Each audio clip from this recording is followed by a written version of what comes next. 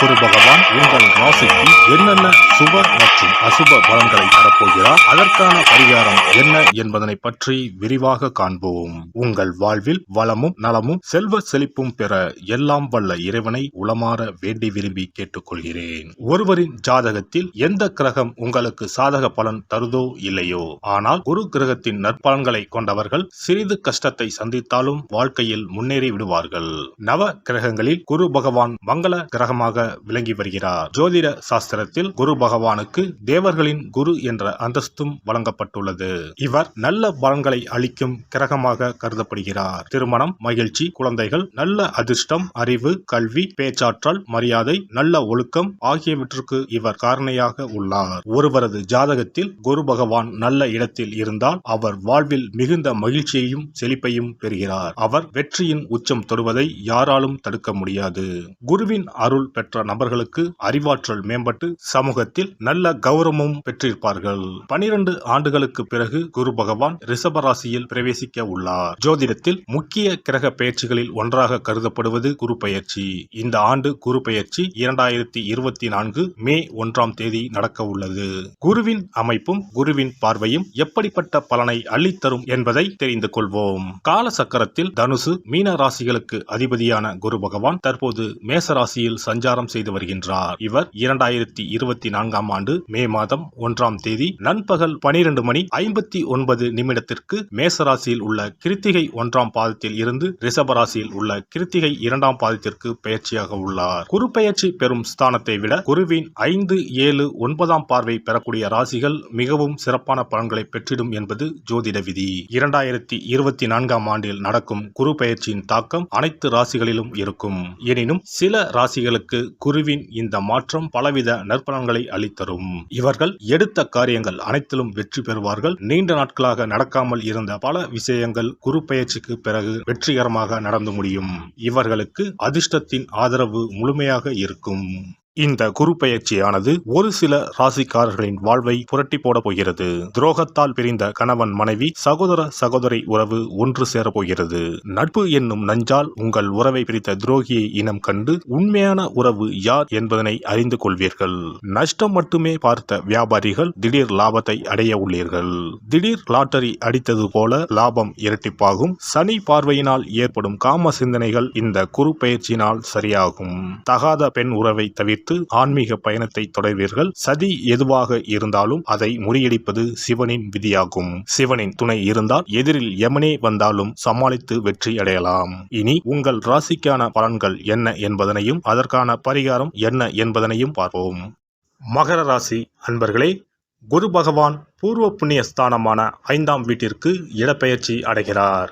உங்கள் ராசிக்கு 3ஆம் மற்றும் 12ஆம் வீட்டுக்குரிய குரு பகவான் 5ஆம் வீட்டில் அமர்ந்து உங்கள் ராசியை பார்வையிடப் போகிறார். குரு பகவானின் பார்வையானது உங்கள் ராசிக்கு பாக்கியஸ்தானத்தையும் லாபஸ்தானத்தையும் பார்வையிடுகிறது. வாடகை வீட்டில் வசிப்பவர்கள் சொந்த வீடு வாங்கப் போகிறீர்கள். பல வகைகளில் இருந்து எதிர்பாராத தனவரவு கிடைக்கும். எதிர்பாராத இடத்தில் இருந்து வீடு தேடி உதவிகள் வரும். வெளிநாடு செல்லும் வேலைக்காக முயற்சி செய்பவர்களுக்கு நல்ல செய்தி தேடி வரும். தன்னம்பிக்கை அதிகரிக்கும். வளர்ச்சியும் அதிகரிக்கும். நினைத்த காரியங்களில் வெற்றி கிடைக்கும். மாணவர்களுக்கு வெற்றிகரமான குரு பெயர்ச்சியாக உள்ளது. குருவருளும் திருவருளும் நிறைந்துள்ளது. திருமணம் கைகூடி வரும். சுப நிகழ்ச்சிகள் அதிகம் நடைபெறும். குழந்தை பாக்கியம் கிடைக்கும்.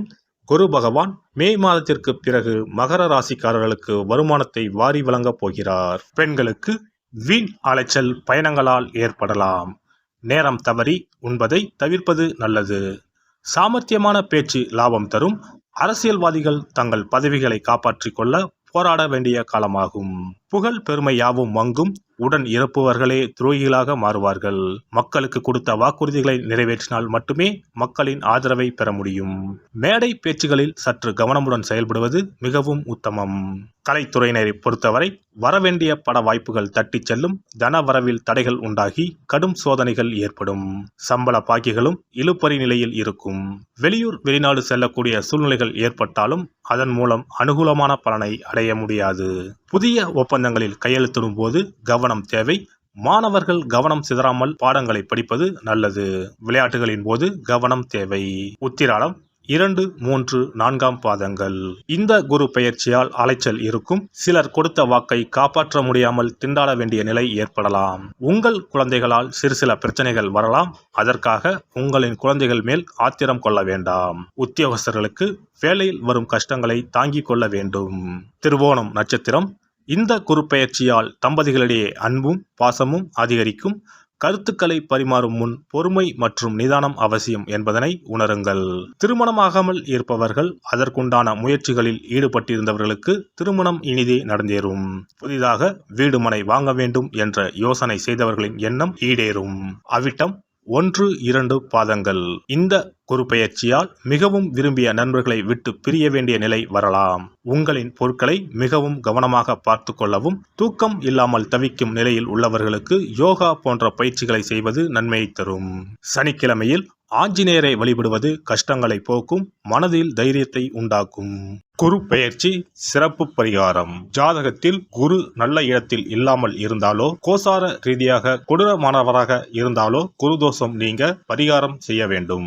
தீய பலன்கள் குறையவும், நல்ல பலன்கள் அளவுக்கு அதிகமாக நடைபெறவும் குரு பகவானுக்கு செய்யும் பரிகார முறைகள் உதவும். வியாழக்கிழமை தோறும் தட்சிணாமூர்த்தி வழிபாடு செய்வது சிறப்பான பலன்களை கொடுக்கும். வியாழன் அன்று குரு ஓரையில் நல்ல நேரத்தில் குருவிற்கு உரிய கோலத்தை வடகிழக்கு திசையில் கோலமிட்டு அதன் மேல் முல்லை மலர்கள் பரப்பி குரு எந்திரத்தை வைத்து அதற்கு முல்லை மலர் சூட்டி சந்தன பொட்டிட்டு பொன்னிற தட்டில் கொண்டை கடலை வைத்து தூப தீபம் காட்டி குரு காயத்ரி மந்திரத்தை 108 முறை மன ஒருமையுடன் கூறினால் குருவால் ஏற்பட்ட தீய பலன்கள் விலகும். நல்ல பலன்கள் மேலும் மேலும் அதிகரிக்கும். வியாழக்கிழமை அன்று வீட்டில் நெய் தீபம் ஏற்றி வழிபடுதல், குருவுக்கு உரிய வஸ்திரம் தானியம் கொண்டு வழிபடுதல் நல்லது. வியாழன் அன்று குரு பகவானுக்கு சிறப்பு அபிஷேகம் செய்து மஞ்சள் நிற ஆடை அணிவித்து புஷ்பராகம் வெண் முல்லை மலர்களால் அலங்கரித்து குருவுக்கு உரிய மூல மந்திரத்தினை ஓதி வணங்கி வர குரு கிரக தோஷம் நீங்கும். மஞ்சள் நிற ஆடையை உடுத்துவது, புஷ்பராக மணியை அணிவது, மஞ்சள் நிற ஆடை, கடலை, தானியம் ஆகியவற்றை தானம் செய்வது, வியாழக்கிழமைகளில் விரதங்களை மேற்கொள்வது ஆகியவற்றால் குருதோஷ பரிகாரங்களை செய்யலாம். உங்களால் முடிந்த அளவிற்கு ஏழை எளியோருக்கு தானம் தர்மம் செய்தால் வாழ்க்கையில் அமைதி கிடைக்கும். தினந்தோறும் அல்லது வாரத்தில் ஒரு முறையாவது பசுமாட்டிற்கு அகத்திக்கீரை, அருகம்புல், வாழைப்பழம் போன்றவற்றை உணவாக கொடுத்து வருவது ஜாதகத்தில் இருக்கின்ற குரு பகவானின் நிலையை மிக விரைவில் வலிமைப்படுத்தக்கூடிய ஒரு சிறப்பு பரிகாரமாக கூறப்படுகிறது. ஜாதகத்தில் குரு வலிமை இழந்திருக்கும் நிலையில் வியாழக்கிழமைகளில் அவருக்கு உரிய மஞ்சள் நிறத்தில் இருக்கும் லட்டுகளை வாங்கி தட்சிணாமூர்த்திக்கு நைவேத்தியம் செய்து கோவிலுக்கு வரும் பக்தர்களுக்கு வழங்குவதும், மங்களகரமான மஞ்சள் நிற பொருட்களை பிறருக்கு தானம் கொடுப்பதும் சிறந்த பரிகாரங்களாகும். குரு பகவானின் பரிபூர்ணமான அருள் கிடைக்க கோவில்களில் நடைபெறும் யாக பூஜைகளுக்கு தேவையான பொருட்களை வாங்கி தரலாம். ஒரு முறையாவது ஆலங்குடி சென்று குரு பகவானை வழிபாடு செய்து வாருங்கள். அல்லது தஞ்சாவூர் அருகே இருக்கக்கூடிய திட்டைக்கு சென்று ராஜகுருவாக இருக்கும் குரு பகவானை வணங்கினால் மலையளவு இருக்கக்கூடிய கஷ்டங்கள் கூட கடுகளவு குறையும். குலதெய்வ வழிபாடு நன்மை பயக்கும். முடிந்தால் மாதம் ஒரு முறை குலதெய்வ கோவிலுக்கு சென்று வழிபட்டு வருவது நல்லது. ஒரு முறை திருச்செந்தூர் சென்று முருகப்பெருமானை வழிபட்டு வந்தால் இந்த குரு பெயர்ச்சி சிறப்பான பலன்களை தரும். உங்களின் வாழ்க்கையில் பொருள் ஈட்டும் முயற்சிகள் அனைத்தையும் வியாழக்கிழமைகளில் தொடங்குவதும் நல்ல பலனை கொடுக்கும். குறிப்பாக வியாழக்கிழமைகளில் வருகின்ற ஏகாதசி தினங்களில் நற்காரியங்களை தொடங்கினால் நன்மைகளை பெறலாம். வியாழக்கிழமைகளில் தங்கள் சக்திக்கு இயன்ற அளவில் அன்னதானம் செய்வது குரு பகவானின் நல்லருளை உங்களுக்கு பெற்றுத்தரும். அன்னதானம் செய்வதன் காரணமாக உங்கள் ஜாதகத்தில் இருக்கின்ற குரு கிரக தோஷங்கள் நீங்கி குரு கிரகத்தை பலப்படுத்தி உங்கள் வாழ்க்கையில் நீங்கள் விரும்பிய பலன்கள் தங்க தடையில்லாமல் கிடைக்கச் செய்யும். எல்லாம் வல்ல இறையருளால் நீங்களும் உங்கள் அன்பு குடும்பமும் உடல் நலம், நீலாயுள், நிறை செல்வம், உயர் புகழ், மெய்ஞானம் ஓங்கி வாழ்க வளமுடன். இந்த வீடியோ பதிவு உங்களுக்கு பிடித்திருந்தால் லைக் பண்ணுங்க, கமெண்ட் பண்ணுங்க, ஷேர் பண்ணுங்க, மறக்காம சப்ஸ்கிரைப் பண்ணுங்க, பக்கத்துல இருக்கிற பெல் பட்டனை கிளிக் பண்ணுங்க. நன்றி, வணக்கம். ஓம் நமச்சிவாய. சிவாய நம.